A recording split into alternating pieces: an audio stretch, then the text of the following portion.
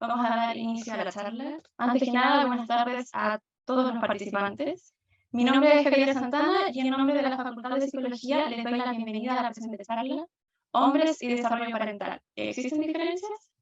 En la cual expone Daniela Atoni, psicóloga de la Universidad de Chile y magíster y doctora en Desarrollo Humano en la Universidad de Berlín, quien actualmente se desempeña como investigadora docente del Centro de Apego y Regulación Emocional y como directora del Laboratorio de Familia, Apego, Adolescencia e Infancia de Psicología, ambos en la Universidad del Desarrollo.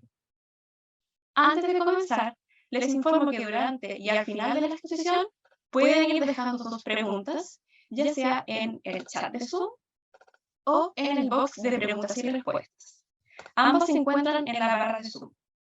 Además, informo que esta charla está siendo transmitida en UDDTV, el cual es el sitio de YouTube de la universidad.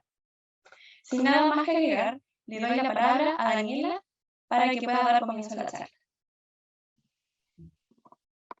Hola, hola, buenas tardes, buenas noches a todos y todas. Muchas gracias por la invitación. Preparé algunas informaciones para compartir con ustedes, pero siéntanse libres de hacer preguntas. Voy a estar tratando de estar al día con todas las preguntas si es que hay algo en el momento, y si no, también vamos a tener un espacio al final para poder también responder inquietudes. Les voy comentando. Ay, eso no es. ¿Ahí sí se ve? Sí, ahí se ve. Ya, fantástico. Ya, bueno, esto, como les comentaba, es parte de un ciclo de charlas que van a estar varios de mis colegas también conversando de otros temas muy interesantes, así que estén atentos. Y les cuento que una de mis áreas de estudio ha sido el involucramiento paterno, como papás, además de mamás, influyen en el desarrollo de niños y niñas, especialmente en la etapa del desarrollo inicial de 0 a 5 años. Así que en ese espacio voy a estar un poco más enfocada. Para darles una idea de qué vamos a conversar hoy día, el mapa de ruta es sencillo, pero para que estén preparados, primero les voy a contar algo general, pero para que vayamos como calentando motores, sobre el rol de los padres o de los cuidadores en el desarrollo infantil. Luego les voy a contar un poco cómo tenemos estos datos, cómo sabemos lo que sabemos respecto a la parentalidad y su influencia en el desarrollo de niños y niñas. Luego les mostraré algunos datos que tenemos sobre las similitudes y o diferencias que hay entre madres y padres a la hora de criar y de influir en el desarrollo de sus hijos, y finalmente cerrar con conclusiones para que podamos sacar una idea general del monólogo de hoy día en realidad, y abrir a preguntas. Bueno, como voy a estar... ahí está, ya. Atenta al chat también y a las preguntas, por si alguien tiene algo. Contarles primero como algo que muchos de ustedes deben saber, que nacen muchos niños. Bueno, ahora con el tema del COVID ha bajado un poco la tasa de natalidad, y también a nivel social ha ido bajando y invirtiéndose la pirámide, es decir, hay menos niños que adultos, pero siguen naciendo muchos niños. Se calcula que cada minuto nacen más de 250 niños en el mundo, y en Chile durante el día de hoy, alrededor de 700 nuevos niños llegan a ser parte de nuestra sociedad. Y cuando nacen los niños, y como especie mamífera, somos muy dependientes de un adulto que nos cuide, ¿verdad? Somos una de las especies que más largo tiempo necesita de un otro para poder sobrevivir, ¿ya? Entonces, aparte de poder entregar este cuidado básico que tiene que ver con una sobrevivencia, los padres, madres o las personas que asumen este rol tienen varias, ¿verdad? Y una de ellas es, como estarle aquí en el primer punto, preparar a los niños para ser parte de la sociedad. Y eso implica poder darles las herramientas para que puedan desempeñarse en el lugar que les toca vivir, ¿verdad? Entonces tienen que estar atentos a las situaciones físicas, a las situaciones económicas, psicológicas de su ambiente, y también específico de su cultura, ¿ya? Entonces eso es lo que llamamos socialización. Pero además, sobre todo cuando son pequeños los niños, tenemos que, y los que son padres aquí en el grupo, se sentirán identificados, que debemos planificar, organizar y ejecutar todo lo que le suceda a un niño. En los primeros años, todo depende de los cuidadores. A qué horas comen, qué comen, a quién ven, a quién no ven, qué acceso que tienen, si salen al exterior o si están todo el día en la casa, si escuchan o no escuchan canciones, todo. Y eso es responsabilidad de los adultos que están a su entorno. Ojalá tuviesen apoyo y soporte de otras personas, pero los cuidadores principales, mamás y papás, están a cargo de esa situación. Y para poder llevar esto a cabo de la mejor manera posible, una de las cosas que se ha visto es que los cuidadores van aprendiendo a leer, entender y responder a la información que van entregando los niños. Entonces, suena bien cliché, pero los niños no vienen con manual, entonces uno como cuidador principal, como mamá en mi caso, uno va aprendiendo a decir, bueno, este llanto será de hambre, será de sueño, de qué, cómo respondo, ¿verdad? Entender de que detrás de una maña, por ejemplo, puede haber un dolor o puede haber una necesidad, y responder a esa información de una manera adecuada para poder atender a las necesidades del niño. Y esta situación de aprendizaje es mutua. Entonces, el niño me da información, yo voy aprendiendo y el niño también va aprendiendo de mí. Entonces, distinto a un niño, por ejemplo, que ha tenido la experiencia de que sus cuidadores son sensibles y responden a sus necesidades. Son niños que se manejan de manera distinta cuando tienen alguna necesidad, en comparación con niños que han tenido un cuidado más bien menos constante, al que no saben si en realidad va a llegar alguien a preocuparse de ellos si están con alguna necesidad. Tienden a haber algún tipo de diferencia en la manera que se relacionan primeramente con los cuidadores y luego con el mundo en general. Y luego lo ideal es que las mamás, papás, cuidadores podamos entregar un cuidado que sea consistente, apropiado para la edad y efectivo. ¿Ya? Entonces, consistente esto que yo les decía de que el niño, niña sepa que hay un otro ahí para cuidarlo y responder a las necesidades que puedan tener. ¿Ya? Y eso de una manera consistente genera situaciones como por ejemplo lo que muchos hablamos de un apego seguro, una capacidad de vincularse con un otro de una manera positiva. Apropiado para la edad porque no sé si los presentes acá tendrán hijos grandes, pequeños, si tienen hijos, pero va cambiando, ¿verdad? Es distinto atender a un niño de 3 meses que de 3 años o a un adolescente. ¿Ya?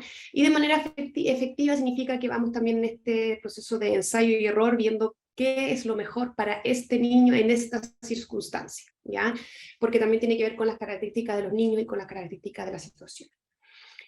Pero cuando pensamos en todas estas situaciones y en las cuales yo les cuento que hay cuidadores principales, como un término general, en general lo que hacemos es pensar en las madres, ¿verdad? Generalmente nuestros datos y la investigación que tenemos respecto a la parentalidad, cuando hablamos de la parentalidad en general, está compuesta en gran medida, casi exclusivamente hasta hace algunos décadas o años, por estudios e información que obtenemos de la relación madre e hijo, ¿ya? Entonces, mal nombrada parentalidad, porque en realidad los estudios son de maternidad, de las cosas que mamás hacen con sus hijos. Y eso puede o no limitarnos dependiendo de lo que les vaya a ir contando hoy día y ustedes pueden sacar sus propias conclusiones. Pero donde hay una madre, en muchos casos hay un padre presente, en todos los casos hay un padre, ¿verdad? Y no sé si ustedes manejan este dato, pero lo pueden poner en el chat o pueden pensarlo, no es necesario que lo compartan si es que no quieren, pero pensar cuál es el porcentaje de niños que vive con ambos padres en Chile. ¿Ya? Esto varía, por supuesto, por niveles socioeconómicos, por cultura, por países, pero en Chile, en muestras representativas nacionales, tenemos un dato respecto a los niños entre 0 y 3 años que viven con ambos padres. No sé si ya lograron percatarse de cuánto podría ser este porcentaje. Bueno, este porcentaje no es menor. De hecho, una mayoría de los niños vive con su padre y su madre durante los primeros años de vida. Un 63% de los niños en Chile crece con madre y padre. Y aunque no crezcan con madre y padre, muchos niños que no tienen a su padre conviviendo con su padre, sí tienen relación con su padre. ¿Ya? Son padres que visitan, padres que juegan con ellos, padres que están de alguna u otra manera vinculados con su desarrollo. ¿Ya? Entonces, si pensamos en un niño que de repente Me encanta esta foto porque es bien como ilustrativa de lo que puede ser un niño para una persona que debe cuidarlo, ¿verdad? Es como por dónde parto, qué espacio de qué tecla tengo que tocar para que deje de llorar o para que pueda, no sé, comer lo que yo quiero que coma, para que sea, no sé, feliz. Entonces tenemos esta situación de un niño que es un ser complejo, ¿verdad? Y sobre todo cuando tratamos de entender su desarrollo y entender cómo nosotros como cuidadores influimos en ese desarrollo, por ahora lo que sabemos y nuestra mayoría de nuestra disciplina y de nuestro conocimiento está al parecer truncado, ¿verdad? Truncado, ¿por qué? Porque por lo mismo que yo les decía de que en realidad el 90% de la información que tenemos sobre el desarrollo infantil y cómo influyen sus cuidadores están asociados al rol que ejerce la madre en ese cuidado, ¿ya? Y además, para nosotros, los que vivimos al sur del mundo, además suele esa información venir de otros países en contextos que son a veces muy similares, pero otras veces muy distintos, y también con un tipo de población bastante homogénea, que generalmente son familias de niveles socioeconómicos medios altos, ¿ya? Entonces, todo eso nos hace pensar de que en realidad tenemos que ser un poco más... que desarrolló. Y dentro de esa mirada y esa reflexión en torno a la información que obtenemos sobre cómo, por ejemplo, promover un desarrollo óptimo desde la parentalidad, la pregunta entonces, ¿cuál es el rol que podría cumplir un papá, una figura paterna? ¿Ya? Y muchas veces se piensa o se aconseja a los padres que sean como la madre, como que la madre es nuestro modelo a seguir, ¿verdad? Y si lo hace la mamá, está bien. ¿Y qué debería ser este segundo acompañante en la crianza? Debería tratar de ser lo más parecido posible a una mamá, ¿ya?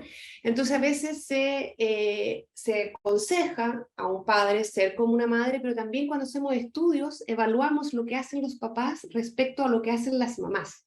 ¿Ya? Y eso a veces nos hace perdernos de diferencias que podrían ser importantes para el desarrollo o de ver desde una perspectiva más bien de déficit. Ah, es que los papás no hacen esto como las mamás, entonces quizás no son tan positivos o tan importantes en el desarrollo de niños y niñas. ¿Ya?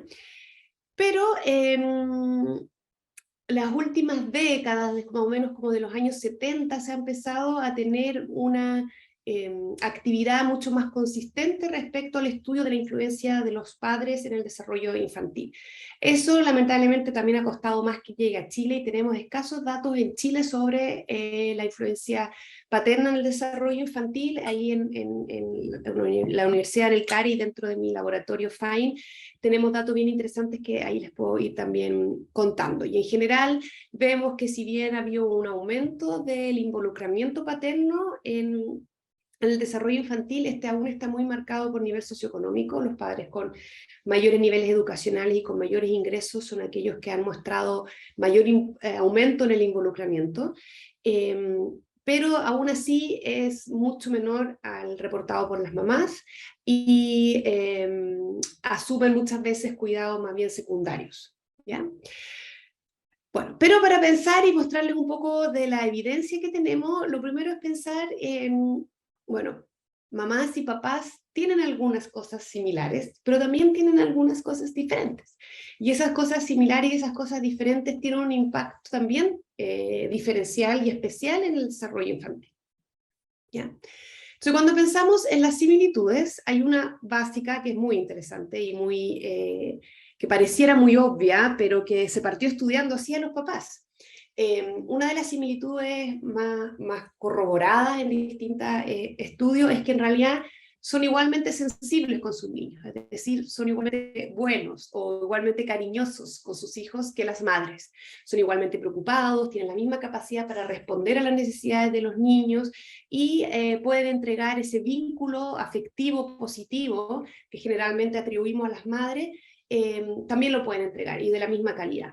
Y de hecho, estudios que aún son bastante incipientes, pero que muestran una tendencia, muestran que los niños generan vínculos de apego tanto con la madre como con el padre cuando están cerca del niño en la vida cotidiana, y por si hay algún tipo de problema en el vínculo con la madre, ya sea porque muchas veces una de las cosas que más influye en en el vínculo, que el vínculo materno-infantil no sea positivo, por ejemplo, situaciones de salud mental. Madres que están con depresiones importantes y prolongadas, les cuesta más generar un vínculo positivo con sus hijos, y eso se ha visto que tiene un efecto posterior en el desarrollo infantil.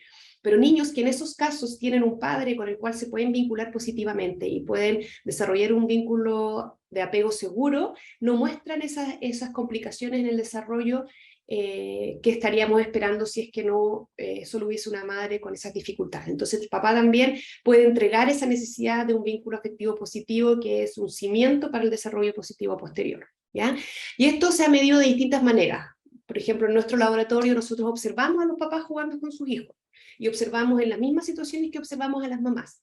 Le damos un set de juguetes y lo que queremos, les decimos, jueguen como normalmente juegan con sus hijos, y grabamos esas situaciones como para poder ir observando si pone atención a las necesidades del niño, cómo responde, si sigue el juego que propone el niño, etc. ¿Ya? Pero también hemos preguntado a los padres y a las madres qué reportan ellos, qué hacen con sus hijos. Y en estos casos es bastante divertido, porque cuando le preguntamos solamente a las mamás qué hace el papá, es bastante distinto a cuando le preguntamos a los papás directamente. Generalmente, si los comparamos, las mamás tienden a subreportar lo que hacen los papás, y los papás tienden a sobre reportar lo que ellos mismos hacen, ¿ya? Y muchos estudios, lamentablemente, por ejemplo, estos datos que tenemos de representativos nacionales, tienden a preguntarle a la mamá respecto al papá, ¿ya? En nuestro laboratorio preguntamos al mismo padre, ¿ya? Y en el involucramiento afectivo, es decir, cuán seguido usted le dice a su hijo que lo quiere, cuán seguido usted demuestra afecto por su hijo, ya sea de manera oral o abrazándolo o diciéndole que valora lo que hace. En esos casos vemos que madres y padres reportan igual cantidad de involucramiento afectivo, ¿ya? Y también, como les decía, son igualmente capaces de generar vínculos de apego seguro con sus hijos, y son un vínculo protector en el caso que las madres no estén capacitadas o estén pasando por algún tipo de dificultad en la generación de un vínculo. Además de esto, los hombres, al igual que las mujeres, donde las mujeres es bastante más evidente, ¿verdad?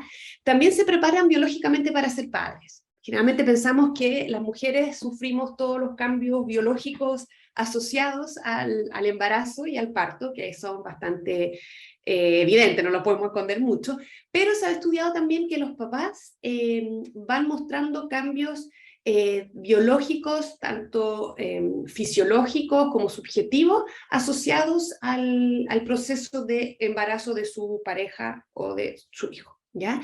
Y dentro de esos procesos, una de las cosas que se ha estudiado es, primero, que los hombres cuyas parejas, o cuando están en conocimiento de que hay un embarazo de su hijo, ya generan representaciones mentales. Muchas veces estos estudios se hacen con las madres y vemos que las madres que son capaces de hacerse una idea de su hijo, que tienen expectativas, que esas expectativas las van modelando a medida que va transcurriendo el embarazo, que se proyectan como en su función materna, tienden a generar un mejor vínculo con sus hijos y tienden a ser más involucradas posteriormente en el posparto. Se ha visto que con los padres es similar.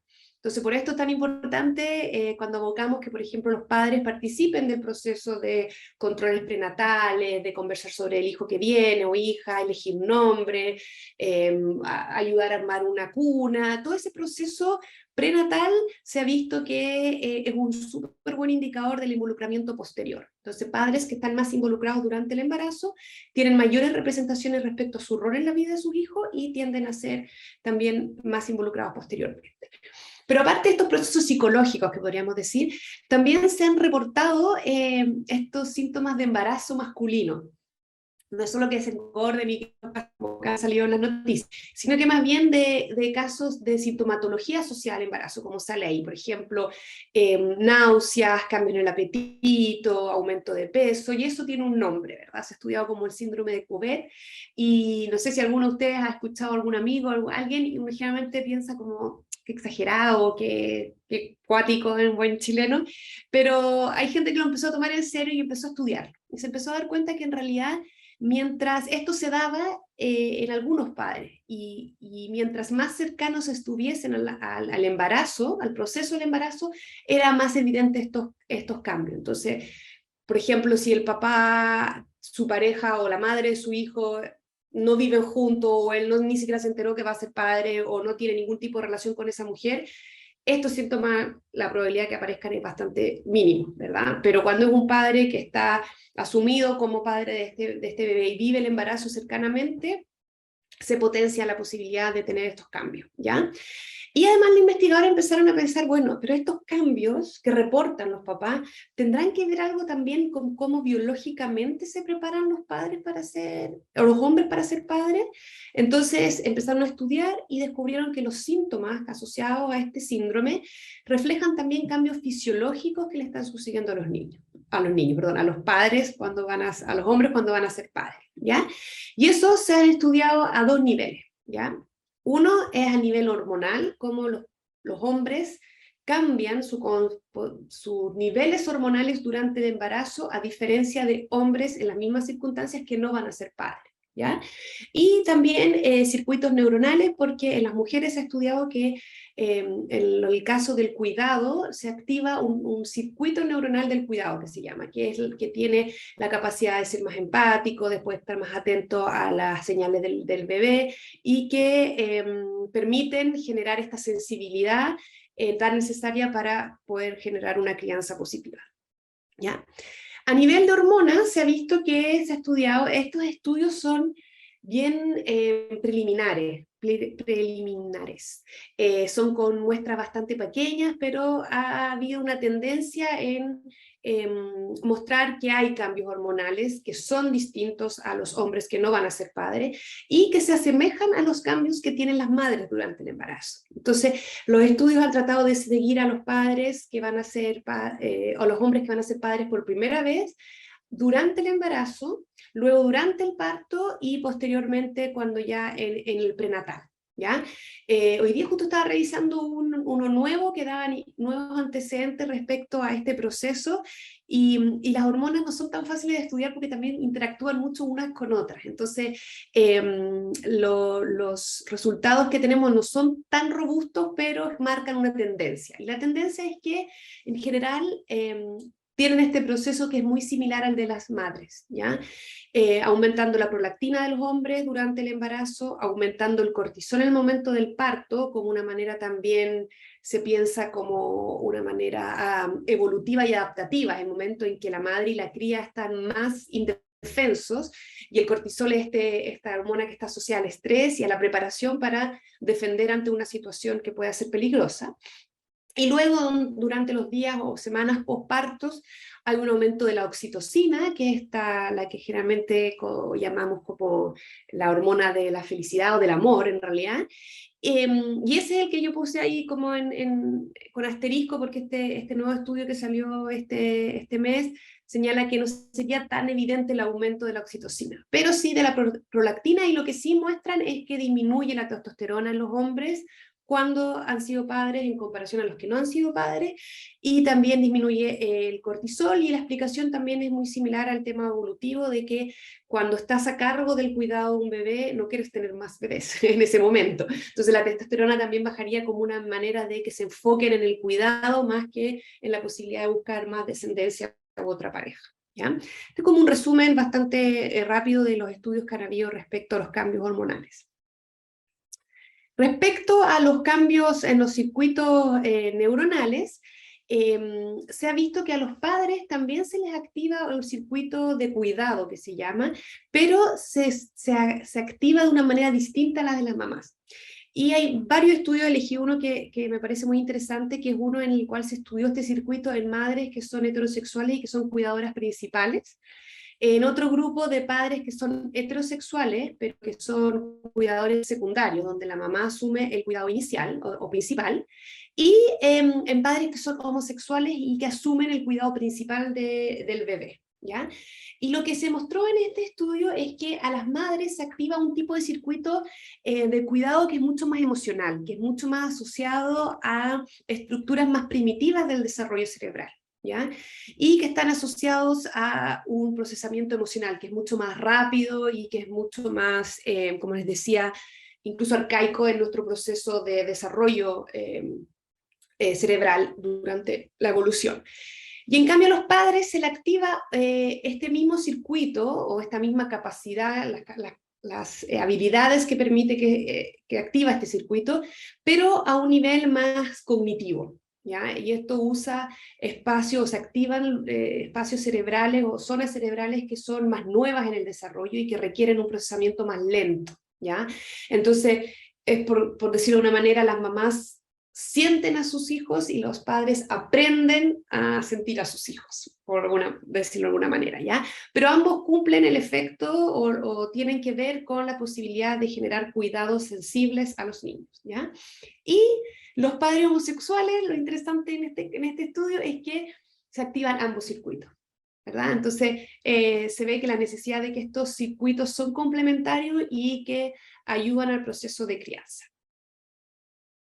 Entonces vemos que Daniela, los campos... ¿Sí? antes de pasar a la siguiente diapositiva, hay una pregunta, y es que alguien pregunta si que estos cambios sucederán en la espera de cualquier bebé o solo hijo biológico. Esa es una súper buena pregunta porque no se sabe mucho. En general, por ejemplo, se sabe más de las madres, que las madres cuando son madres adoptivas también pasan por situaciones similares en cambios hormonales. No sé si alguno ha escuchado también que incluso madres que se preparan para la adopción han podido generar leche. Son casos de estudios específicos, pero suceden. Por ejemplo, en el caso de acá de los padres homosexuales, en este caso... los hijos no son biológicos en muchos de los casos, pero también se activan los circuitos. Lo que sucede con el proceso de ser padre es que para los hombres específicamente tiende a ser mucho más relacionado con el proceso de estar cerca del niño o del embarazo que de si es biológico o no, ¿ya? Entonces, en este resumen también se destaca esto que tiene que ver con la experiencia que yo tengo. Yo puedo tener un hijo biológico, pero vivir en otro país o no estar conectado emocionalmente con ese embarazo y estos cambios probablemente no van a aparecer, ya no son mágicos. Entonces podría suceder también con un hijo adoptivo, ¿ya? Sí son menos pronunciados que los cambios que tienen las mamás, independiente si es biológico o adoptivo, y suceden más tardíamente, se notan más en el posparto, ¿ya? Y como vimos, pueden complementar los circuitos o la activación que tienen las madres respecto a las capacidades de cuidado. ¿Algo más? Sí, hay otra pregunta ahora. Preguntan pues, por la posibilidad de un rechazo ante un hijo. ¿Qué es lo que se altera en esa situación? Bueno, en padres, eso sí que se ha estudiado poco en padres, pero en general lo que sabemos que altera la capacidad de vincularse con los niños y que muchos estudios vienen de las madres y esos son procesos fisiológicos a la base que esperaríamos que sean los mismos en los papás, que es, por ejemplo, el problema de salud mental. La depresión, se ha visto que, por ejemplo, se ha empezado a estudiar la depresión posparto paterna, y se ha visto que hay padres, un porcentaje no menor de padres que también sufre depresión posparto y que altera la capacidad de generar este vínculo, ¿ya? Más conocido es la depresión posparto materna, que se ha visto que genera esta dificultad de generar un vínculo con los niños, que muchas veces se expresa en rechazo hacia el niño, mucha culpa, porque la sociedad también no es muy comprensiva con ese proceso, y con se afecta ahí la capacidad de vínculo, y luego, cuando se logra mejorar la sintomatología depresiva, hay que hacer un trabajo reparatorio con el vínculo, y lo mismo sucede con los padres también. Los pocos estudios que tenemos de depresión posparto paterna indican también que hay una dificultad mucho mayor de generar un vínculo, y muchas veces lo que sucede es que además hay un distanciamiento de parte de la madre en relación a ese padre y a la relación que se pudiese generar. ¿Por qué? Porque la sintomatología depresiva en los hombres posparto generalmente se muestra un poco distinta, se muestra mucho con más impulsividad, con aumento de consumo de drogas y alcohol, con mayor irritabilidad, entonces también genera un rechazo por parte de la pareja y muchas veces se dificulta ahí mucho más aún el vínculo, ¿ya? Al inicio se habló de un menor involucramiento del padre, tal vez el reporte de las razones. Sí, razones, estamos estudiando eso en nuestros estudios. En general, primero partir diciendo de que los padres en nuestros estudios también de datos chilenos son igualmente sensibles y tienen muchas ganas de estar involucrados, ¿ya? Partiendo por eso, por ese dato. Cuando vemos un tema de tiempo que pasan padres con sus hijos, vemos que durante la semana el tiempo en que están con sus hijos es casi la mitad que las madres, aun cuando las madres trabajan. Pero ese tiempo que ellos reportan pasar con su hijo es muy similar durante los fines de semana. Por lo cual tenemos pensado también una hipótesis, es que hay muchas condiciones socioculturales también que dificultan, sobre todo en situaciones de nivel socioeconómico más bajo, donde los trabajos son generalmente de menor calidad en el sentido de que tienen que trasladarse muchas horas, que no tienen mucha flexibilidad, que generalmente trabajan o por turnos o independientes, entonces tienen que trabajar más horas, y que es una dificultad para ellos poder estar más tempranamente en la casa y poder estar con los niños. Y otro que es un tema cultural, social, del hecho de la poca conciencia que hay tanto en los papás como en las mamás y también en el personal médico, de la importancia del involucramiento paterno y de que sí es importante que los papás estén y que son un complemento a lo que puede hacer la madre. Entonces muchas veces los papás no valoran el involucramiento que ellos puedan tener con sus hijos. Entonces tampoco, si lo hace la mamá, ¿para qué lo voy a hacer yo? ¿Verdad? Entonces, y el otro línea de estudio que tenemos es que muchas veces a las madres les cuesta mucho dejar entrar a los padres en el proceso de crianza y los mantienen al margen. Y sabemos que los primeros meses es muy importante que uno pueda generar este vínculo y esta capacidad de aprender del niño. Entonces, madres que son más, ¿cómo decirlo de alguna manera? El término como más académico es que son guardianes de sus hijos y cierran la puerta a los padres, tienen un proceso de aprendizaje mucho más rápido respecto a cómo funcionan sus hijos. Y al tener el permiso postnatal, tienen mucho más tiempo para ensayar qué necesita su hijo y cómo ser madre. En cambio, los padres, al no estar con este permiso postnatal y al no pasar tanto tiempo, se demora mucho más el proceso de involucrarse activamente con sus hijos y muchas veces las madres sienten que no lo están haciendo tan bien ellos, entonces lo prefieren hacer ellas. Y así retrasan aún más la posibilidad de que los padres se sientan cómodos en su rol. Entonces ahí también hay otros factores. Claramente no es un solo factor, hay varios, pero es dentro de nuestros estudios y la literatura también lo respalda, son esos tres áreas como las que uno tendría que empezar a trabajar para promover más aún el involucramiento activo de los papás. Veo que acá hay otra pregunta, en una relación lésbica, cuando una de las mujeres está embarazada y luego parto y posparto, ¿sienten parecidos ambas en el involucramiento? Mira, ahí sí que tenemos súper pocos datos. En general, lo que sí vemos es que como seres humanos estamos programados para ser cuidadores, ¿ya? Se activan nuestras capacidades de ser sensible, de ser empático y de permitir la sobrevivencia y el vínculo afectivo con un otro, ¿ya? Entonces, dado ese conocimiento, pensaríamos que por un lado, la persona que está embarazada biológicamente tiene este input biológico de un proceso de cambios hormonales debido al proceso de gestación, ¿verdad? Pero una persona que está altamente involucrada en ese proceso, como lo vimos por ejemplo con los hombres, podría tener la misma capacidad de generar este vínculo. ¿Se entiende? Y el involucramiento, cuando es desde el prenatal, predice aún más, predice de mejor manera, no, predice mejor involucramiento postnatal. Entonces, si hay una pareja lesbiana donde una de ellas está embarazada y la otra es la pareja y está activamente participando en el proceso del embarazo, en el parto, en el posparto, no tendría ningún problema de poder generar un alto involucramiento y un vínculo afectivo muy potente, igual que la madre biológica con ese hijo o hija. Sí, creo que por ahora no...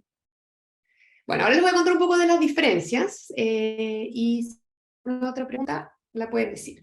Dentro de las diferencias, tenemos diferencias. No, en realidad, las investigaciones no queremos que el papá sea una mamá 2. ¿Por qué? Por lo que les voy a contar ahora. En general, papá y mamá tenemos distintos estilos, ¿ya? Esto es una caricatura, por supuesto, de estas fotografías que yo estoy mostrando, pero más de alguno debe sentirse un poco identificado, yo creo, por lo menos yo me siento identificado. Las mamás tendemos a ser mucho más didácticas y usar las interacciones como momentos de aprendizaje, y los padres tienden a ser mucho más lúdicos. y usar los espacios de interacción para pasarlo bien, por decirlo de alguna manera. Y eso se refleja en distintas actividades, dado, por un lado, las capacidades que tienen, las diferencias que tenemos a niveles hormonal y constitutivo de las conductas que son más típicas en la especie, en macho y hembra, diciéndolo de alguna manera, pero también por los factores socioculturales de qué es lo que se espera del rol masculino y del rol femenino. Hay obviamente una superposición de esas cosas. Pero eso en la paternidad se observa, ¿ya? Creo que hay una pregunta ahí. ¿Qué pasa con la parentalidad de hombres que ejercen violencia de género? No sé si entiendo bien la pregunta respecto a cómo afecta eso el vínculo con el hijo. Primero, nosotros queremos involucrar a los padres en el desarrollo infantil porque sabemos que eso es positivo para el desarrollo. Pero también sabemos, tanto en madres como en padres, que hay madres y hay padres que no le hacen bien a sus hijos, ¿verdad? Y dentro de eso están madres y padres que son maltratadores, conductas antisociales, adicciones, otras posibilidades, otras conductas que realmente alteran la capacidad de vínculo positivo con sus hijos y que generan más daño en el desarrollo infantil que aspectos positivos. Entonces, en general, cuando hay violencia dentro de un ambiente familiar, eso altera los vínculos, por supuesto, y altera el desarrollo infantil de manera importante. Entonces, hombres que ejercen violencia es un condicionante negativo para el desarrollo infantil, y quisiéramos que ese vínculo primero pasara por un trabajo en la detención de la violencia y luego trabajar el vínculo con ese hijo. No sé si respondo, Priscila, a tu pregunta, si era por ahí la cosa. Me comenta si no. Bueno, volviendo al tema de las interacciones de madre-padre, bueno, el rol entonces se ha visto que se ha distribuido un poco en el rol femenino y en el rol masculino, en el rol de madre y en el rol de padre, respecto a cómo interactuamos. Entonces, las mamás, cuando las observamos con sus hijos, generalmente tratan de contener más, somos más de estar con los niños, de tocarlos, de estar cerca. Somos más didácticas, como yo les decía. Usamos más objetos, entonces muchas veces, y eso es muy evidente cuando nosotros analizamos nuestros videos, que por ejemplo nosotros les ponemos juguetes o bloques y usan los bloques para llamar la atención del niño. Mira, este bloque es rojo, ¿de qué color es este bloque? Y usan esos espacios, ¿ya? Y eso, como dice ahí, también tratan de atraer y mantener la atención del niño a través de estos objetos, ¿ya? En cambio, los padres en general son interacciones más activas, ¿verdad? Tratan de activar más a los hijos, no les interesa tanto lo didáctico, pero sí lo lúdico, ¿ya? No necesitan tanto objeto, generalmente usan mucho más el cuerpo, tienen una actividad, una relación mucho más física y estimulante, y son mucho más impredecibles en la interacción. Por ejemplo, hay un estudio que representa esto de una manera muy gráfica, creo yo, en que se le pidió a mamás y papás que interactuaran con su hijo de 6 meses y que lo hicieran reír. Usted haga lo que quiera, pero logre que su hijo se ría. Una vez con la mamá y en otro momento con el papá. La mayoría de las mamás, ¿qué hizo? Le hizo un aquí estoy, no estoy, le cantó una canción y los niños se rieron. En cambio, los papás, la mayoría en general, le hizo cosquillas, los dio vueltas, les subió, los bajó, y también lograron que los niños se rieran. Entonces, logramos cosas similares, papás y mamás, pero la manera de lograrlo tiende a mostrar diferencias, ¿ya?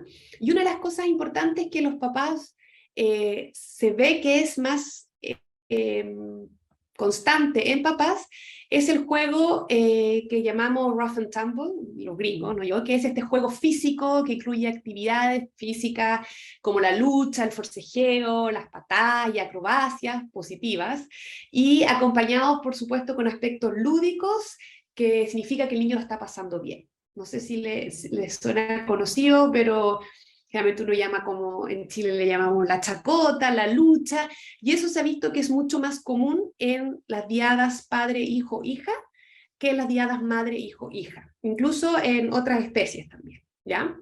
Y esta situación, que es más evidente en los padres con sus hijos y hijas, se ha visto que tiene un componente muy importante en el desarrollo de los niños y que afecta de manera positiva el desarrollo de los niños. ¿Por qué? Porque Ahí está. Porque durante este proceso del forcejeo entretenido y de la lucha y de quién gana, ¿verdad? Los niños ponen a prueba sus capacidades para descifrar estados emocionales. Porque los niños y las niñas, cuando están jugando esto con su papá, tienen que estar atentos si es que el papá lo está pasando bien o mal, si le pegó y fue muy fuerte o no, ¿verdad? Si sigue siendo entretenido, el papá ya se aburrió, ¿verdad? Y entonces es un gran ensayo para eso, ¿ya? Tienen que reconocer sus propias emociones y poder regularlas. Por ejemplo, si se pican, como decimos en Chile, si se frustran, también se acaba el juego. Entonces dice, ya, no me enojo, o no me enojo y no le pego tan fuerte. Entonces es también un ensayo para regular sus propias emociones y para conocer sus propias emociones. ¿Qué me pasa a mí con esto? Además, genera un sentido de autoeficacia, porque cuando estas situaciones se dan, en general los papás se ponen a la altura de los niños, y no es que ganen de inmediato, hacen como el forcejeo y como que siempre están a punto de perder o ganar, ¿verdad? Y eso genera en los niños y en las niñas esta capacidad, yo puedo con una persona tan grande, ¿verdad? Yo me puedo desenvolver de una manera adecuada con una persona adulta. Y se ha señalado que todo este proceso de aprendizaje de regulación emocional es una preparación muy importante para lo que luego sucede con los pares. Porque ustedes han visto que los niños también juegan de manera brusca, sobre todo cuando son pequeños, a los 3 años, por ejemplo, es muy común.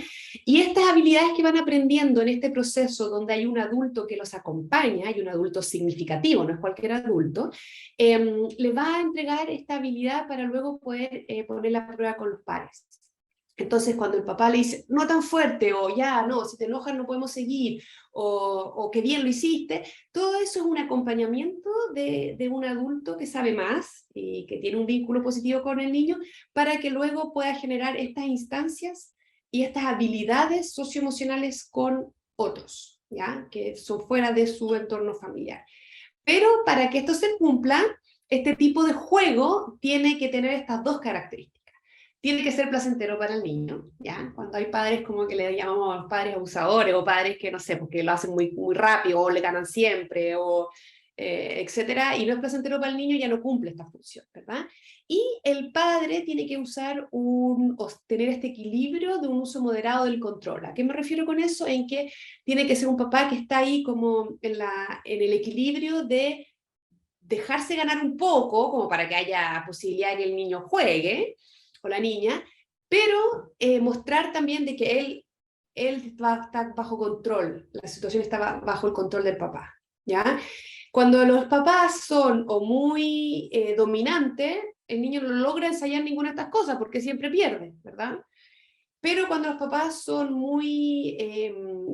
se dejan dominar mucho y no ponen los límites necesarios, en esos casos este beneficio de regulación emocional incluso se ve desfavorecido y son niños que en general tienen más problemas de conducta. ¿Por qué? Porque hay un otro que le muestre los límites, que le ayude a regularse, que le permita ensayar este proceso. Y ya para ir cerrando y dejar un espacio más específico de preguntas, como resumen les quiero dejar estas ideas de que los hombres se activan a través de la conexión con su hijo. Tenemos que dar espacios para que los padres estén involucrados lo antes posible con el proceso del embarazo, que puedan ensayar las habilidades que tienen de crianza y de cuidado, que puedan ensayar esta posibilidad de entender lo que su hijo necesita, y para eso se necesita tiempo, pasar tiempo con los niños. ¿Ya? Ojalá promover la participación en los controles prenatales, promover el que sean ellos que los muden desde muy pequeños, o sea, que pasen ese proceso de aprendizaje de la manera más activa posible para que también se sientan eficaces en su rol. Se diferencian y se asemejan a las madres y eso es bueno. Niños que tienen experiencias más variadas en su crianza son niños que logran desarrollar más habilidades. Y siempre estas diferencias están asociadas con cómo hacen las cosas, ¿ya? Pero logran el mismo objetivo, que es permitir que un niño se desarrolle positivamente, ¿ya? ¿Por qué? Porque vimos que tienen las mismas habilidades para ser buenos cuidadores, ¿ya? Y dadas los tipos de interacciones que son más comunes en la diada padre, hijo, hija, son especialmente importantes para el desarrollo de las habilidades socioemocionales, de esta capacidad de regulación emocional, de entender las emociones, de poder resolver conflictos con otros, ¿ya? Se habla de que los padres en general son esta persona que que es del propio núcleo más pequeño del niño, pero que es la conexión con el exterior. ¿Ya? Entonces, el padre es como el puente con el exterior, el que le va mostrando de a poco al niño, mira, así va a ser afuera, acá es súper rico, calientito y todo, pero afuera va, no sé, va a estar con pares, va a haber un poco de competencia, puedes que te frustres, puedes que tengas que resolver problemas, conflictos, y yo te voy a ir ayudando para que vayas agarrando o desarrollando esas habilidades, ¿ya? Y dadas estas características que aportan de manera diferencial el desarrollo de los niños, no queremos que sean una madre más, queremos que sean un padre, que cumplan un rol distinto, que complementen el rol de la mamá y que puedan aportar cosas distintas al desarrollo de los niños, obviamente, conjunto con la madre y en alianza y en coparentalidad. Creo que era eso lo que tenía preparado. Muchas gracias, Daniela. Bueno, primero que todo, agradecer a Daniela por su exposición en esta charla. También agradecer a la Facultad de Psicología y a Clínica Alemana por esta instancia. Y, por supuesto, a todos los asistentes por haber participado en esta ocasión con nosotros, ya sea como espectadores e incluso también con las preguntas que hicieron, que definitivamente enriquecieron esta charla. Obviamente los dejamos invitados, ¿sí? Sí, también quería agradecer a las preguntas, excelentes preguntas, muchas gracias, me hacen también pensar, y gracias por estar ahí, y ojalá sean también embajadores del proceso de involucrar a los padres en el desarrollo infantil. Totalmente. También los dejamos invitados a las próximas charlas que se van a ir realizando, que se van a ir realizando e informando también en esta misma modalidad. Y dicho eso, oficialmente hacemos el cierre de esta charla y les deseamos un buen resto de semana a todos. Hasta pronto. Bueno, buenas noches.